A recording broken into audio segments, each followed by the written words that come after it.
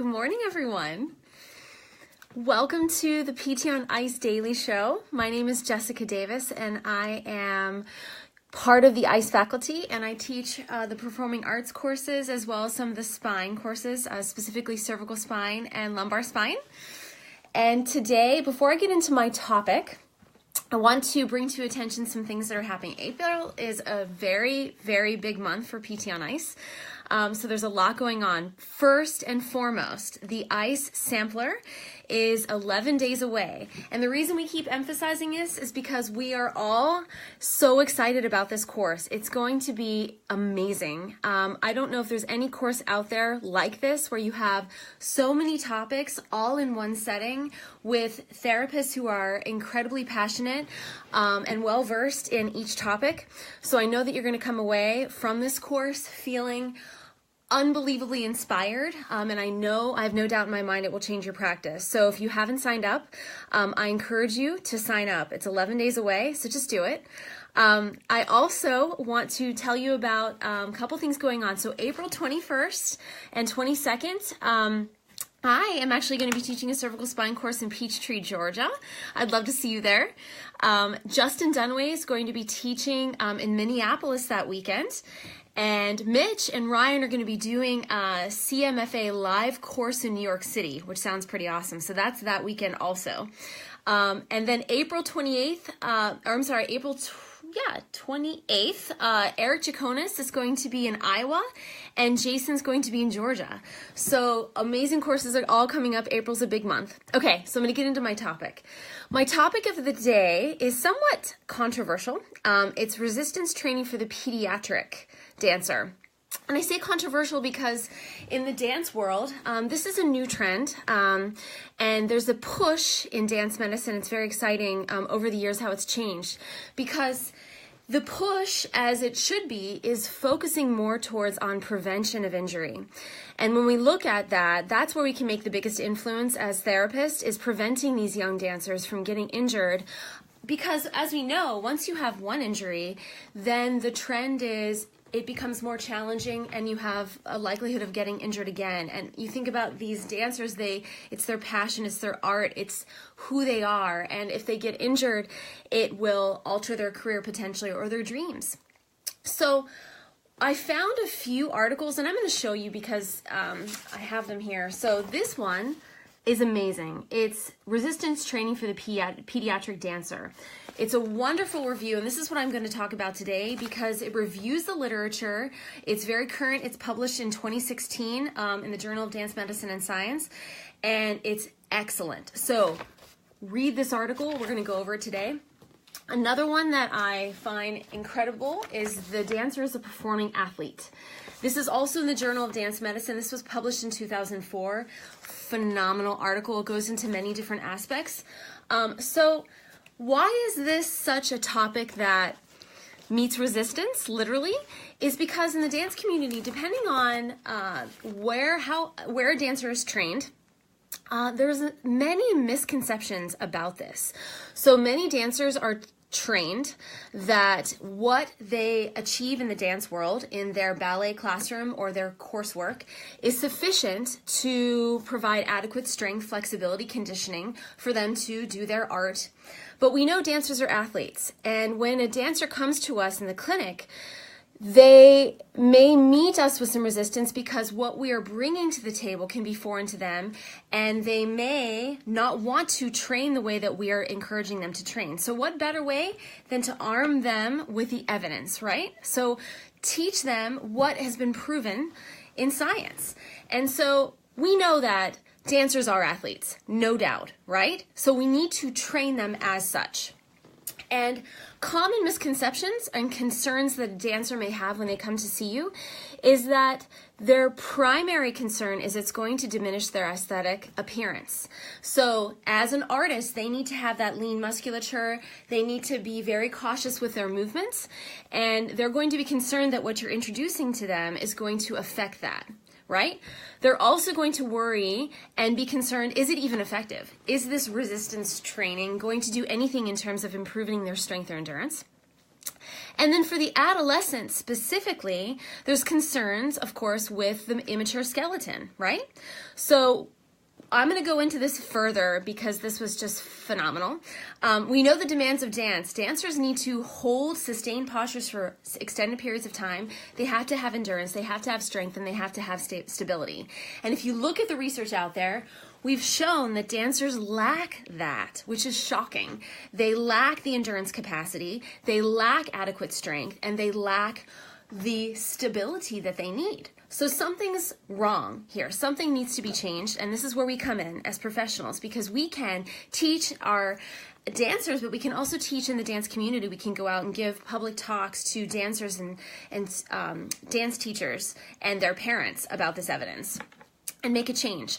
So if you look at, so this was interesting, back in 1981, FIT determined that a well-designed resistance training program for dancers was able to increase strength without, and I emphasize without, changing the aesthetic ability in the dancer. It's also improve their performance. And this article that I showed you by Kudaka in 2004 showed that resistance training for the hamstring quadriceps can increase strength without interfering key artistic and physical performance requirements. It's there, right? So what are some of the things that happen with a pediatric dancer? So we know adolescents are growing, right? So their skeleton grows first, and their muscles and their whole body has to catch up, and they're a little bit awkward. And it's at that stage that these dancers are also being pressured to improve their intensity of dance training, right? So they're getting their toe shoes because their skeletons have matured. They're increasing the duration of their courses, right? So they're dancing for longer periods, and they're also, the frequency is increasing. They're going many more days a week. Think about what that happens, right? So all of that's combining, and that's why we're seeing these injuries occur, right? So we know that they have muscle tendons imbalances, decreased strength and endurance. So let's go over, and this is what I love about this article because it goes into specific myths. So myth number 1, resistance training is unsafe for children, okay? So you're going to hear that, and you can say, so in 2006, this was in the Clinical Journal in Sports Medicine, they determined that no evidence that resistance training will negatively impact growth and maturation in children and adolescents. And they also said that resistance training can be a safe part of injury prevention for the pediatric dancer when conducted, now this is important, when conducted with a qualified guidance and supervision. So you don't just send them out there and say, do some resistance training. You need to have the proper supervision, right? So when they talk about growth cartilage concerns, so they also cite that it has not been reported on any prospective youth resistance training study that there has been any growth cartilage concerns. So those that were reported in the 70s and 80s, they mentioned, were due to improper lifting techniques, poorly chosen training loads, and lack of quality adult supervision. So you don't want to send them out there, they're young, you want to make sure you're supervising what they're doing and how much the load that you're improving, right? What you're doing with your dancer. Okay, so myth number 2, and this is something that you're going to have this discussion with your dancer because they're going to be very concerned about this. Resistance training, it results in bulky muscles. So dancers don't want to appear bulky on stage, right? They're discouraged from that. This was really interesting. So they found that strength training at this age was more a result of a maturation of the cervical nervous system. The central nervous system. So they found it improved motor unit recruitment, it increased firing frequency, increased synchronization, and neuromyelinization. So we think about that, and dancers lack that neuromuscular control. We've seen that in the evidence. So why aren't we doing strength training, right? Because it's going to improve this. So in pre-adolescence, proper resistance training can enhance strength without concomitant muscle hypertrophy, and they're attributed to because what's happening at this is they're improving their neurological mechanisms. Pretty exciting stuff, in my opinion. And then another myth is that dancers don't need resistance training, right? So they're going to say, you know what, I don't need to be stronger, I'm strong. Well, they found that female dancers demonstrate 77% of the weight predicted norms when compared to other athletes. 77%. And the mean quadricep strength in female ballet dancers was the lowest among athletes, approximately 70% of the weight predicted norms. That's pretty significant. So we know the supplemental resistance training for professional dancers has been shown to be both beneficial in muscle endurance and anaerobic power.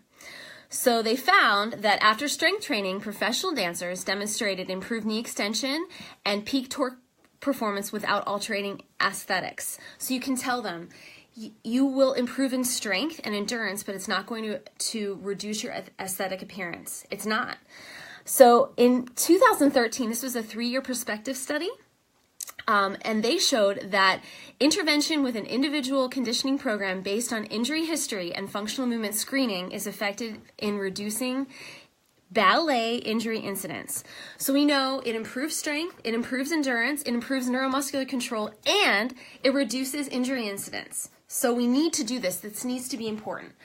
And then one other benefit that they found, which we know in the PT world, is that it improves bone mineral density. And when we think about dancers specifically, they are not eating properly.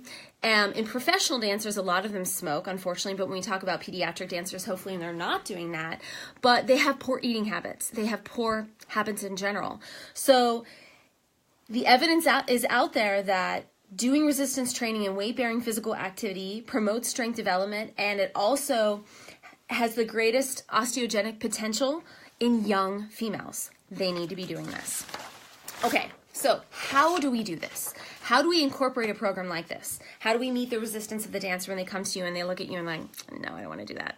So they talk about, now I've mentioned previously, you need to know the ballet terminology. You need to be able to connect with your dancer. It's very important, right? So you need to show that you know their art, you know what they're doing. The authors suggested that when you do the resistance training, try to do it in their world. If you can get to the dance studio, do it there. They're going to feel more comfortable. Just by being in the studio, they're going to feel more confident with what you're doing. And then they say when you're conducting the strength protocols, you need to consider the strength and balances specific to the dancer. So we've talked about in the past, dancers work in a turnout position. So they say you do not want to be strengthening when you're doing the resistance training in a turnout position. You need to actually do it turned in. And I think back to me personally, I can't imagine back when I was dancing feeling comfortable with this. So I know me personally, I would have resisted it. So it's going to be important that you educate why. And that's because you need to strengthen the muscles that they're not using all the time. And that's where the injury prevention comes in. And by strengthening those muscles that they don't use all the time, as we know in other athletics, right, that improves the strength overall, improves the mechanics. It's going to give them greater heights when they're jumping, reduce their injury.